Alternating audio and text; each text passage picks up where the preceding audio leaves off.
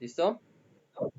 Bueno, tenga un excelente día, profesor. Hoy vamos a presentar el laboratorio número 3, controlador de acción proporcional. Mis compañeros son Daniel Javier Florian Mancera, José Darío Ciaucho Rodríguez y Miguel Ángel de la Torre Rojas. Resumen, se retoman las ecuaciones del laboratorio número 1, donde se hizo un análisis de un proceso térmico.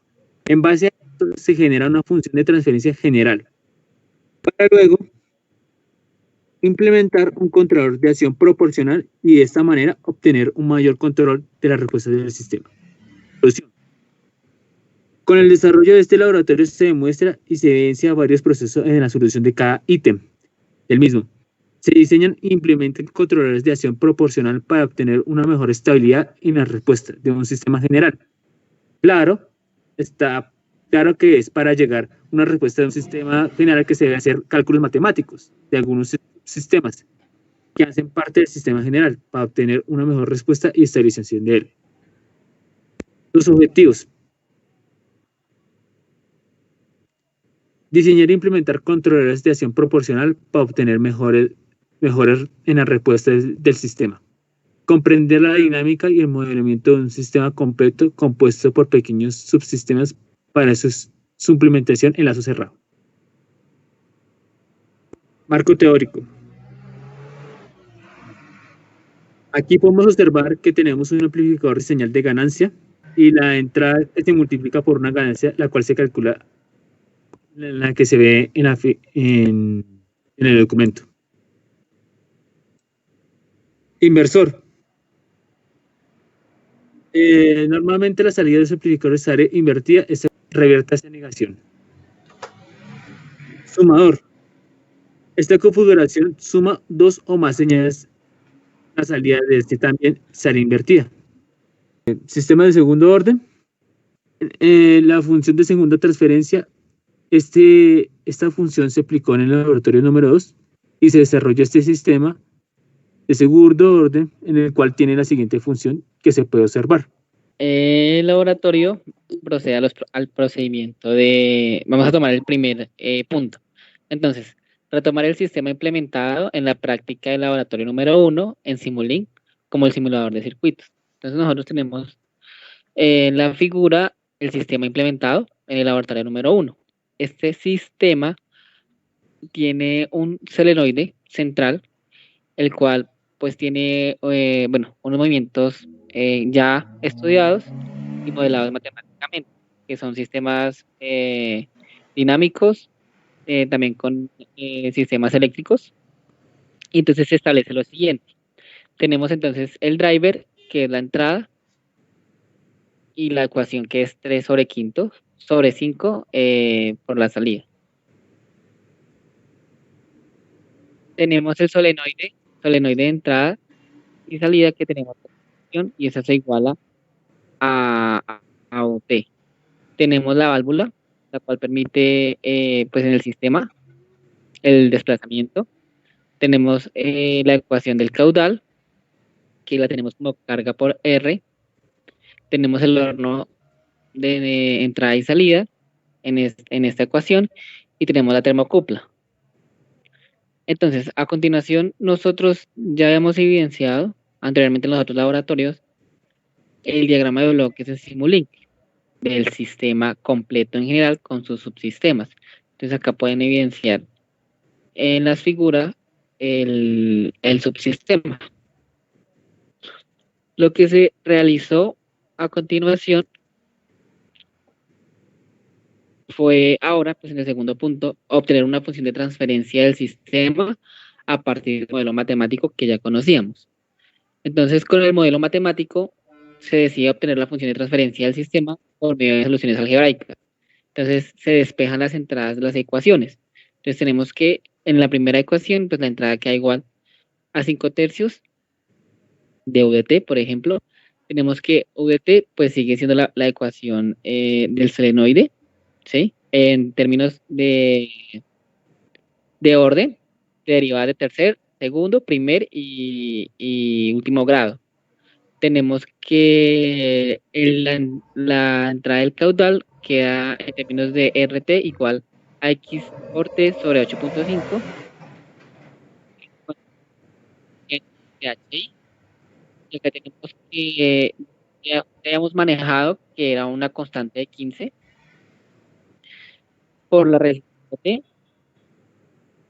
También tenemos que ahora en la ecuación del horno, esta nos queda en términos de HI por T y se van simplificando los valores.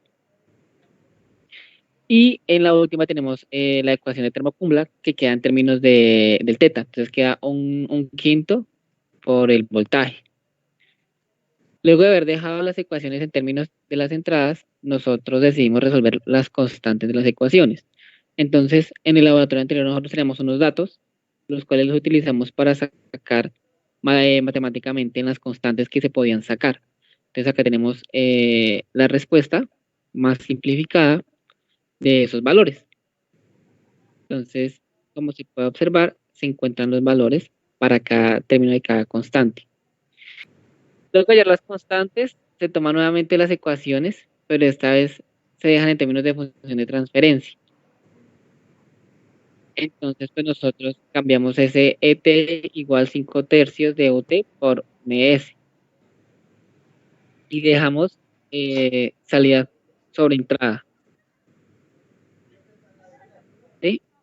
Y repetimos ese proceso con las ecuaciones. Por ejemplo, en la segunda ecuación, nosotros vemos las constantes resueltas por la derivada del tercer orden, más la constante resuelta por la segunda derivada del segundo orden, y así sucesivamente. En la tercera tenemos HI sobre XS, lo simplificamos y nos da una constante. En la cuarta ecuación tenemos HI y esta nos da una constante y lo multiplicamos por una derivada sobre t más otra constante por t. Entonces hacemos la función de transferencia y queda en términos de S. Una vez teniendo nosotros estas ecuaciones, bueno, y dejando en términos de teta sobre HI de S nos queda 1 sobre 8.71S más la constante. Y pues por último está la ecuación de termocupla que pasa a los términos de función de transferencia que queda voltaje sobre teta. Y esta queda igual a 5. Entonces, una vez que nosotros ya tenemos estas ecuaciones en función de transferencia, se hace el procedimiento algebraico, que es multiplicar cada ecuación de las que tenemos y se multiplican entre sí. Estos polinomios, al multiplicarle entre sí, nosotros simplificamos el procedimiento y llegamos a una respuesta GS, que es la que está viendo profesor, que es el polinomio de 90 sobre un denominador de orden 4. Y esto se implementan en MATLAB y en Simulink para demostrar así la respuesta de estabilidad del sistema en un tiempo determinado. Entonces, en la figura 8 se ve la respuesta del sistema en general en MATLAB y en Simulink se ve la respuesta del sistema en general. Entonces, al realizar estos pasos del ejercicio, se demuestra pues una estabilidad, ¿sí? Gracias al modelamiento matemático realizado. Para implementar el circuito, se decide realizar una ecuación que determine los polos en el sistema. Para esto se toma el denominador de la ecuación GS de la función de transferencia que nosotros habíamos calculado anteriormente, que es la del 90 sobre el denominador de cuarto orden. Entonces tomamos el denominador,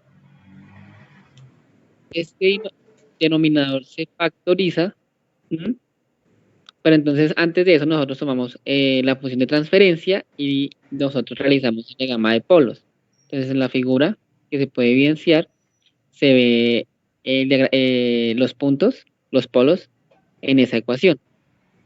Teniendo en cuenta esto, nosotros tomamos entonces el polo 1 y el polo 2, que está en la parte real imaginaria, el polo punto 3, que es el polo dominante que está más cerca pues, al 0, y el polo punto 4, que está más retirado en el diagrama.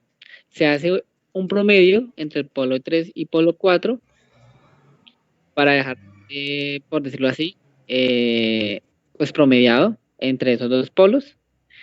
Y a través de una función cuadrática inversa se hallan los valores de A, B y C para los polos 1 y 2, pues porque ya los teníamos.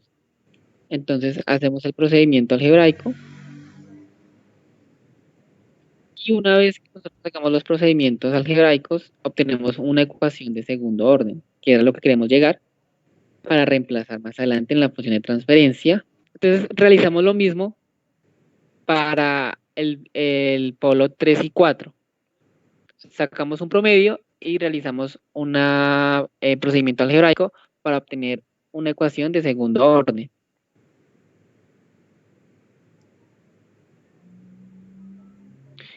Y al tener esta ecuación, entonces se vuelve a tomar la función de transferencia y se reemplazan valores. Entonces tomamos la función de transferencia de 90 sobre el polinomio de cuarto orden, lo reemplazamos. Entonces tenemos que 90 está sobre 168.8 y esto se multiplica por las dos ecuaciones que se hallaron con los dos polos promediados, que es el 1 y el 2 y el 3 y el 4. Se simplifica la ecuación, ¿sí? Y después de simplificar la ecuación se iguala el numerador en términos de W en el cuadrado. Esto hace referencia a los conceptos que ya hemos visto con anterioridad. Entonces ahora decidimos hallar K. Se iguala el numerador en términos de W en el cuadrado. Entonces tenemos el denominador, se iguala y vamos a hallar la constante de la ganancia. Entonces tenemos que 0.534 se divide sobre 0.21 por 0.055. Y eso nos da una ganancia de 46.234. Para simplificarla, pues porque tenemos dos ecuaciones, nosotros decidimos pues separar esa constante en dos, ¿sí? Entonces se separan en dos funciones de transferencia y se dividen las ganancias. Entonces ahora tenemos dos funciones de transferencias con una ganancia cada una. Entonces, por ejemplo, tenemos G1S, que es igual a la constante de 0.21 por la mitad de la ganancia que hallamos sobre una ecuación de los polos que hayamos encontrado. Y tenemos G2S, una constante que es igual a una constante por 2 por 23.117 sobre la otra ecuación que hemos encontrado de los polos, que es del polo 3 y 4. Una vez teniendo nosotros esas dos ganancias, utilizamos en base al circuito del segundo orden del laboratorio que habíamos realizado, que fue el número 2, la siguiente ecuación. Entonces nosotros tenemos ahora esta ecuación que ya hemos analizado y vamos a implementar en este punto. Entonces lo que vamos a hacer ahora es tomar la función de transferencia G1S y vamos a reemplazar los valores de esta ecuación a igualarlos. ¿A qué me refiero? Entonces vamos a mirar. Tenemos que G1S valdría entonces 4.8546 sobre el sistema de segundo orden que hemos encontrado. Entonces se dan unos valores para el capacitor, para los capacitores, y se iguala el numerador de la función de transferencia con el numerador de la ecuación del circuito.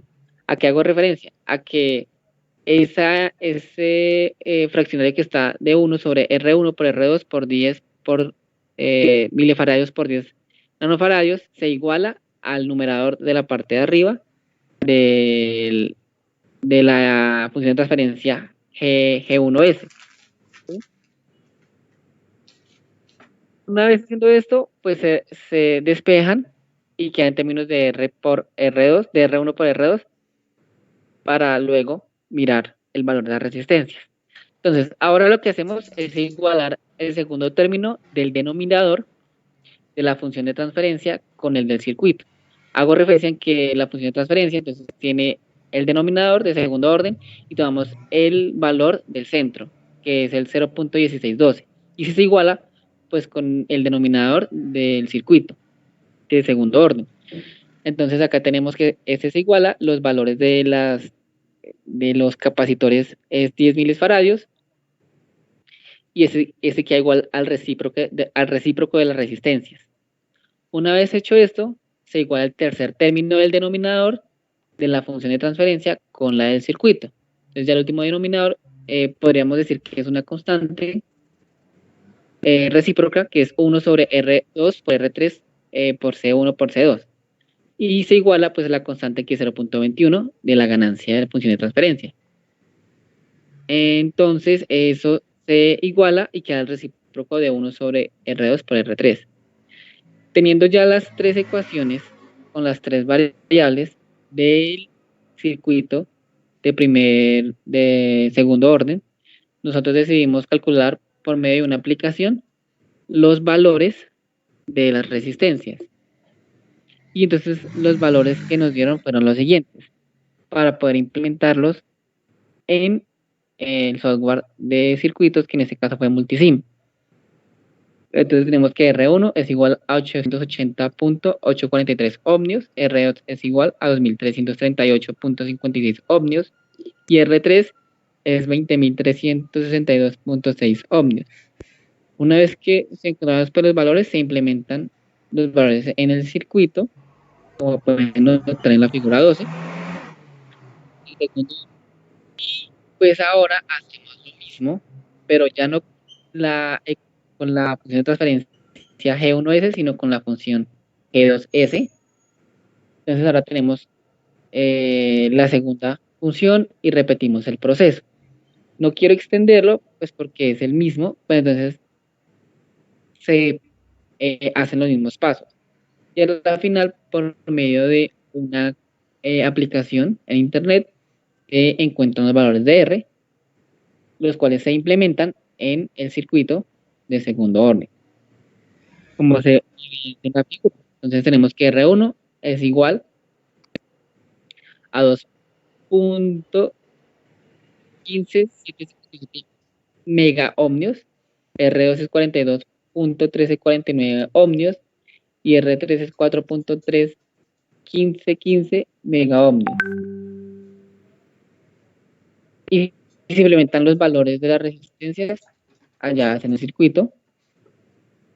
Y ya obtenido esto, el circuito con los capacitores, tenemos una figura en donde está montado el circuito en general del sistema en general. Y se evidencia pues la respuesta en el simulador de circuitos. Una vez ya tenemos la función de transferencia de todo el sistema y además de eso también tenemos el circuito y el simulador en Simulink, pues lo que vamos a hacer ahora es calcular cuál sería, cómo obtener una respuesta subamortiguada, o sea, cómo implementar un controlador proporcional para una respuesta subamortiguada. Entonces lo primero que hacemos es cerrar el lazo y ver cómo quedaría la ecuación del lazo cerrado para esta función de transferencia. Entonces, como se puede ver, la función de transferencia nos queda 90kp dividido en el polinomio más 90kp. Es básicamente lo que cambia. Entonces, por medio del criterio de Routh-Hurwitz, se analizan primero los valores que son válidos para kp y que el sistema siga permaneciendo estable o que el sistema permanezca estable. Entonces lo que hicimos fue hacer la tabla para el criterio de Routh-Hurwitz. Entonces primer término, segundo término, tercer término, cuarto término, quinto término. Y bueno, se fueron sacando por las fórmulas que nos dio el profe. Entonces digamos que los más complejos fueron B1 y C1. Entonces pues aquí están las fórmulas para B1 y C1. Y pues por medio de esas fórmulas pues ya podemos sacar desigualdades. Entonces, sabiendo que tiene que darnos positivo la primera columna, de los valores válidos para Kp se sacan de la siguiente manera. Primero, Kp debe ser mayor a 0 porque pues si queda negativo la ganancia afectaría al sistema y quedaría invertido y no sería estable o no sería natural que fueran salidas negativas. Segundo,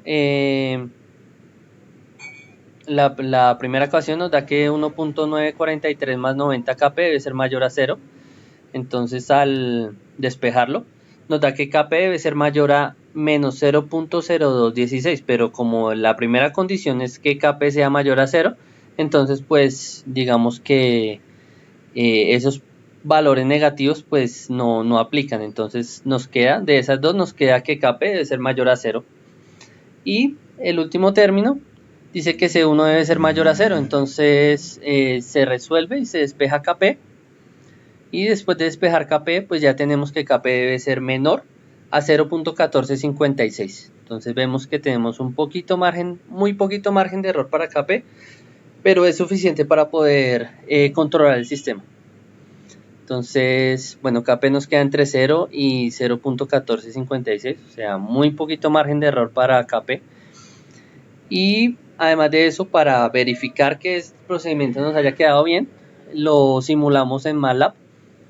Entonces utilizamos un valor que esté dentro del rango, en este caso 0.14, y el sistema nos dio estable. Después de eso probamos con un valor que se saliera un poquito del margen, como lo es 0.15, y ya el sistema nos responde de manera inestable. Entonces eso quiere decir que nos quedó bien el conjunto solución. Además de eso, verificamos en el RLOCUS, o sea, en el lugar geométrico de las raíces, verificamos que realmente más o menos nos da que 0.14 pues es la ubicación del, nos daría el polo en el origen. Entonces eso ya volvería el sistema inestable. Entonces esta imagen corrobora el cálculo que ya realizamos. Ahora, para hallar que el sistema sea subamortiguado, primero que todo debemos desplazar el polo dominante. Entonces, como se puede ver en la gráfica de polos, está predominando el polo del eje real, porque está más cerca del origen, está más cerca del eje imaginario. Entonces, como es el que está predominando, el sistema es sobreamortiguado. Entonces, para que sea subamortiguado necesitamos desplazar ese polo. Entonces un valor que desplaza el polo hacia imaginario hacia la derecha y el polo real hacia la izquierda es 0.1. Sin embargo, nosotros escogimos 0.12 porque ese valor, digamos que le da más dominancia al polo imaginario que al polo real. Entonces la respuesta que nos dio el sistema es la siguiente. Se puede observar que el primer pico no es el pico mayor, y eso es debido a que el polo real aún sigue teniendo cierta influencia en la respuesta del sistema. Los polos imaginarios no son totalmente dominantes. Sin embargo, ya la respuesta es subamortiguada y ya se comporta como un subamortiguado. Posterior a eso lo implementamos en el sistema de Simulink, el cual nos dio, pues corrobora con los cálculos, efectivamente nos da igual al de MATLAB, y después de eso lo implementamos en Multisim y también nos da igual la respuesta. Entonces le voy a mostrar aquí en Multisim cómo se calculan cómo se implementó ese controlador proporcional. Entonces primero tenemos el sumador, ¿sí? Y después se hizo el de la ganancia, y pues como vimos anteriormente, como lo explicó mi compañero Miguel, la primera resistencia es el denominador y la segunda resistencia es el numerador de la ganancia. Entonces así es como implementamos la ganancia del sistema, y pues esta fue la respuesta. El cuarto. Listo. Para obtener una respuesta del 10% más rápida se analiza el lugar geométrico de las raíces. La frecuencia del sistema se puede definir como una función inversa del tiempo de respuesta del sistema. Así que para obtener una respuesta del 10% más rápida se requiere que tenga una frecuencia del 10% mayor la frecuencia que se observa en el diagrama. El RLOCUS es de 0.0234, como se ve en la imagen. Para obtener la frecuencia 9 se multiplica por el 110%, como se ve en la multiplicación, frecuencia es igual a 0.0234 por el 110%, que nos da el 0.257. Se ubica el polo donde la frecuencia es aproximadamente 0.0257. En ese punto se tiene la cadencia Kp, que es 0.211. Con los valores obtenidos del índice tercero del laboratorio con una entrada de 3 voltios se establece lo siguiente. K es 46.234, voltaje final es 46.234 por 3, voltaje final es 138.7.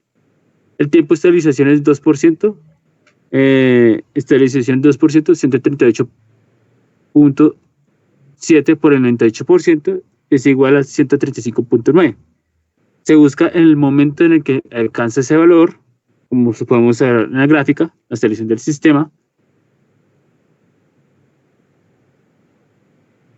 El tiempo de estabilización del sistema es igual a 163 segundos y el tiempo de controlador proporcional es tiempo por el 2% es igual a 163 segundos por el 90%, y eso nos arroja que el tiempo es 146.7, el nuevo tiempo. El tiempo de estabilización del sistema con el controlador debe aproximarse de 146.7 o 147. Se adiciona el controlador proporcional, el cual tiene la siguiente respuesta en un escalón de 3 voltios. Nótese que el valor final ha cambiado a 0.458 por la ganancia del controlador, por lo que se requiere calcular el 98%. Para conocer el tiempo de estabilización, como se ve en la figura. Se vuelve otra vez a multiplicar ese 0.458% por el 28%, nos da otro valor. Se busca ese valor en la gráfica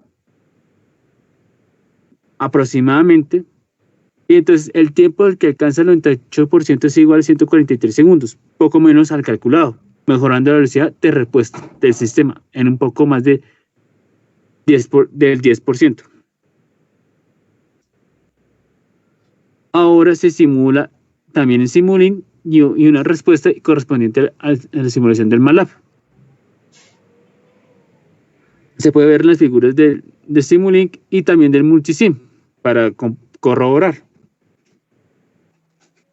Se resaltan los tiempos de establecimiento en el software de simulación, donde estos son similares a los encontrados matemáticamente con anterioridad. El quinto punto, profesor, dice calcular los valores de Kp para garantizar la estabilidad del sistema. Y pues se deben realizar las pruebas en ambos ambientes de simulación para encontrar que Kp lleva un sistema a un estado marginalmente estable. Entonces nosotros realizamos, en el tercer punto, ya se habían establecido unos valores de Kp que garantizaban la estabilidad del sistema. Y el conjunto que lo definió pues fue el 0, que está Kp entre los valores de 0 y 0.1456. Entonces, el conjunto también informa el valor en el que el sistema es marginalmente estable. Este debe ser igual a Kp, que su valor sería 0.1456, y se simula la siguiente respuesta. Entonces, acá tenemos la estabilidad en el sistema para el valor de Kp de 0.1456. Bueno, debido a que se pierden, digamos, algunos decimales, es difícil hacer los polos, o sea, hacer que los polos se ubiquen exactamente sobre el eje imaginario. Sin embargo, nosotros vamos a aproximar el diagrama de estabilidad para poder evidenciar y obtener una respuesta. Entonces, para eso nosotros realizamos como lo menciona el laboratorio, 27 aproximaciones, y se obtiene una respuesta de un valor de Kp que está más con más números, que tiene más dígitos, por decirlo. Entonces tiene 0.14607408, el valor de SKP para poder ver. Entonces en la figura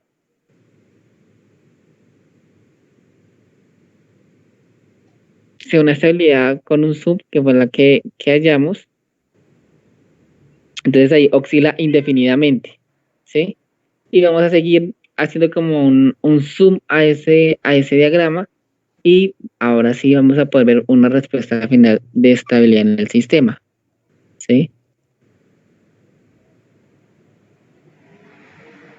Entonces, una vez que se demuestra pues el sistema su comportamiento marginalmente estable en MATLAB, se realiza, digamos, que la misma simulación en Simulink.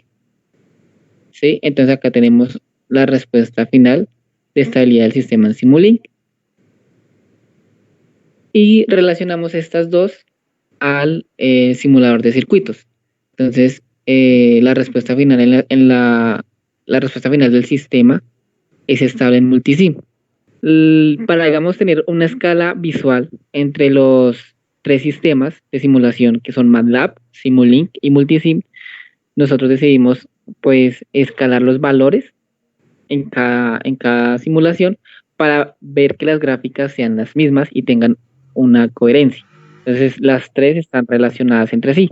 Entonces el nivel de escala es el que cambia, pero pues los valores son los mismos. Con esto se evidencia que hay una buena correlación con respecto a lo que se ha hallado con anterioridad. El siguiente punto es cambiarle la entrada a los sistemas que ya calculamos por una entrada de rampa dependiente 2 y otra por una entrada sinusoidal de 2 Hz. Entonces, cuando cambiamos la entrada, pues tenemos las siguientes respuestas. Entonces, primero lo hicimos sin el controlador. ¿Cuál era la respuesta? Entonces, la línea azul es la línea de referencia, la línea amarilla la respuesta del sistema, y vemos que crece muy rápido, exponencialmente, o bueno, linealmente, pero muy rápido con respecto a la señal de referencia, o sea, crece sin control. Cuando lo implementamos en el simulador, pues vemos exactamente lo mismo, que empieza a crecer muy rápido, mucho más rápido que la señal de referencia, pero hay un momento en el que deja de crecer, y eso se debe a que los amplificadores están limitados por el voltaje de entrada. Entonces teóricamente seguiría creciendo, pero realmente pues solamente puede crecer hasta ahí porque el amplificador no da para más voltaje. Para poder relacionar mejor estas dos gráficas, pues se escaló la de Multisim y pues se ve que las respuestas son muy similares de las dos gráficas. Luego, cuando le ingresamos una entrada sinusoidal de 2 Hz, pues vemos que la respuesta está en el orden de los milivoltios. Entonces, pues esta es la respuesta en Simulink, y en Multisim pues ya cambia un poquito. Entonces vemos que trata como de seguir la onda sinusoidal, al igual que la de Multisim. Ambos tienen una respuesta muy lenta de 20 segundos, ¿sí? Pero vemos que la de Multisim baja un poquito con respecto al origen. Es decir, que está por debajo de 0 voltios. Entonces concluimos que esto se debe al voltaje tan pequeño que está manejando, que está en el orden de los milivoltios. Entonces no hay mucha precisión por parte de las resistencias y por parte de los amplificadores, ¿no? Entonces, como los amplificadores no son lineales y las resistencias están redondeadas, pues la respuesta del sistema no es exacta, pero sí es muy aproximada. O sea, la diferencia de estos dos son menos de 1 voltio. Luego, el otro sistema que se diseñó fue con un KPE 0.12. Entonces probamos con las diferentes entradas solicitadas. Entonces, la primera respuesta que obtuvimos fue una que no alcanza el ritmo de la entrada, ¿cierto? Como se ve en Simulink. Y cuando lo simulamos en Multisim, pues pasa lo mismo, que no tiene el mismo ritmo de la entrada, más que la señal de entrada pues es muy rápida, por así decirlo. Entonces no puede referenciar bien esa entrada de tipo rampa. Y vuelve y pasa que cuando llega a 26 voltios, pues ya los amplificadores no pueden entregar más voltaje y se queda ahí a su máximo voltaje.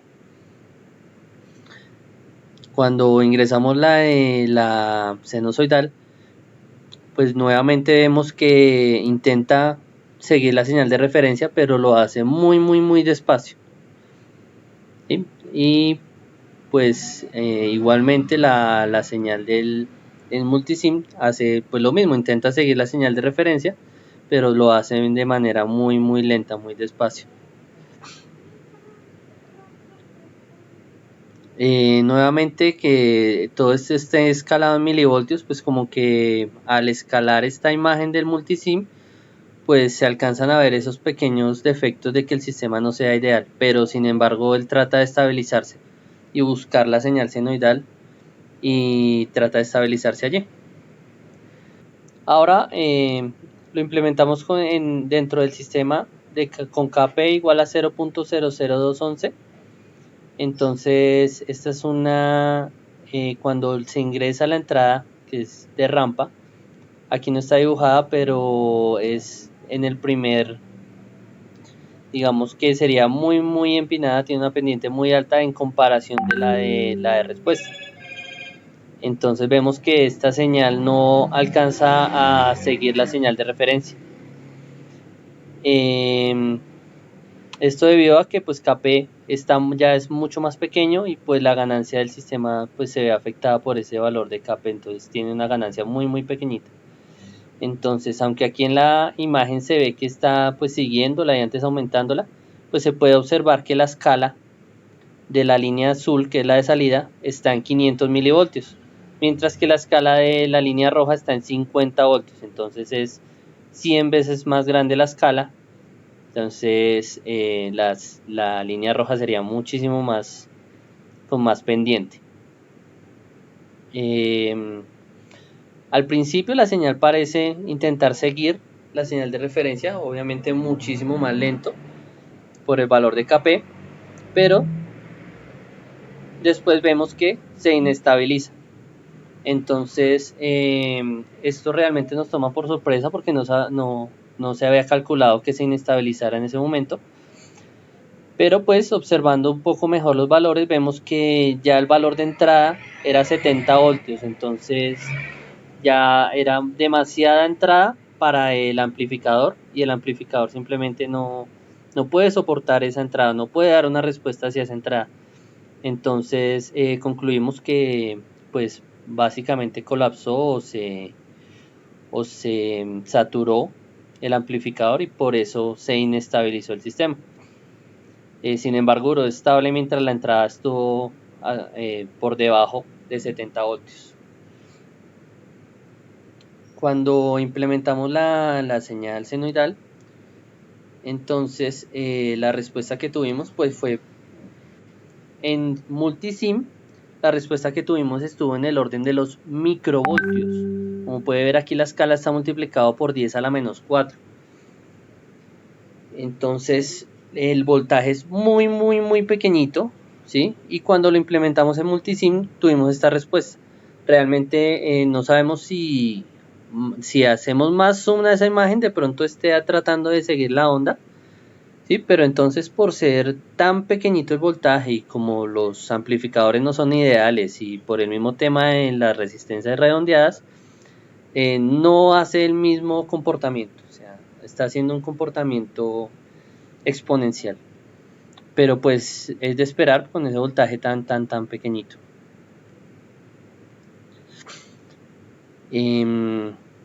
Bueno, para el siguiente controlador pues fue el controlador que era marginalmente estable, tenía un valor de KP de 0.14607.408 y cuando se le ingresa la entrada pendiente pues vemos que su respuesta es mucho más rápida, incluso intenta seguir la señal de referencia, pero siempre vemos como esas oscilaciones dentro de la recta, entonces se puede observar que hay cierta pues oscilación de característica del marginalmente estable. Cuando se implementó en multisim pues efectivamente hace algo muy parecido,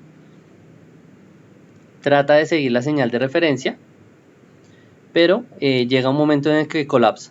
Entonces nuevamente cuando alcanzó un voltaje muy alto el sistema se inestabilizó porque alguno de los amplificadores colapsó, ya que pues no es lo mismo teóricamente hacerlo que hacerlo de manera real. Por último, la respuesta sinusoidal, pues al ser un sistema marginalmente estable, se comporta en forma de onda.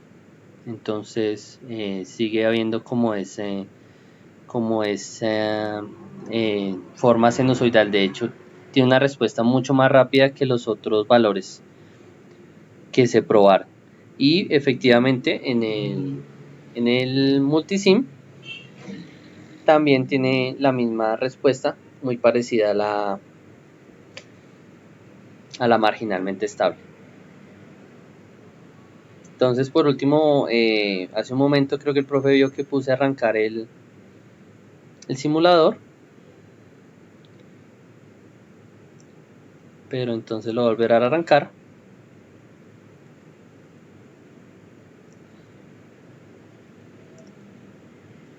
Ya ha pasado bastante tiempo para poder observar el comportamiento del sistema. Entonces está configurado para una respuesta marginalmente estable. Entonces está la entrada de escalón y vemos cómo el sistema oscila, y de hecho oscila indefinidamente, como se ve aquí en la imagen, pues en la imagen que vimos en el laboratorio. De hecho, por el valor de las resistencias no es indefinido, pero sí es de un tiempo muy largo y él busca estabilizarse. Bueno, ya habiendo encontrado solución a los ítems del laboratorio, en primer lugar, pues nosotros revisamos y analizamos la información de los dos laboratorios hechos anteriormente, ¿sí? Porque en los laboratorios que hicimos anteriormente, pues se evidenció que eran conceptos que se utilizarían para este. Entonces es como una cadena. Entonces, en primer lugar, se retoma nuevamente un sistema que fue anteriormente implementado en MATLAB, en Simulink y de software de circuitos, pues que en este caso fue Multisim. Entonces, el reto que se implementó ahora fue realizar la función de transferencia del sistema a partir de un modelamiento matemático que ya existía con el fin de diseñar un controlador proporcional para el sistema en general. ¿Sí? Y este debía y debe ser estable y se simula pues, en Simulink y en Multisim.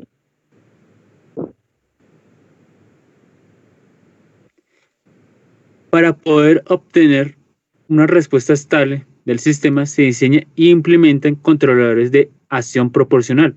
Esto quiere decir que estos controladores permiten manipular la respuesta del sistema según la necesidad, mejorando el desempeño del sistema en diferentes parámetros.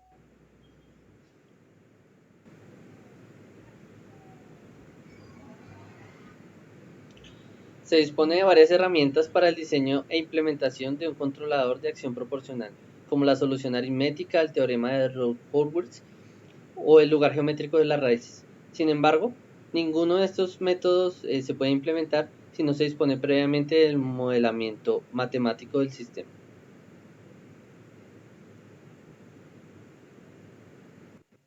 Se identifica que para realizar un laboratorio como este se mantiene una constante de relación con respecto a los laboratorios anteriores, demostrando así que para analizar, reemplazar, simular y solucionar un sistema se debe tener un hilo conductor de conceptos claros para así lograr dar una solución al laboratorio general.